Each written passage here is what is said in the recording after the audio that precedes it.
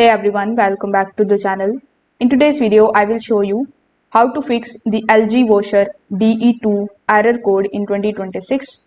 So DE2 error appears when the washer loses door lock confirmation while running, and this can be happened due to latch misalignment under load, or sometimes due to door switch sign interruption or vibration, which will be affecting the lock detection. So in this case, you just have to do nothing but to just simply open the door and then close it firmly. Now press gently on the different corners of the door.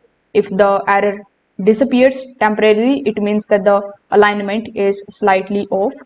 Now you need to look at the rubber door gasket folds as well. Clothes or thick fabric caught here can prevent full closure. So this becomes more noticeable during spin when pressure increases. Now, sometimes the heavy loads like blankets and the towels can create extra outward force on the door. So in this case, you just have to simply remove some items and then run the cycle again. This reduces stress on the locking system. Now you can also check the plastic hook and strike area. If worn or slightly loose, the washer may lose lock detection and during vibration.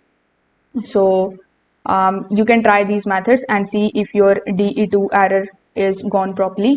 If this video helped you out, make sure that you like this video and subscribe to the channel. Thanks for watching.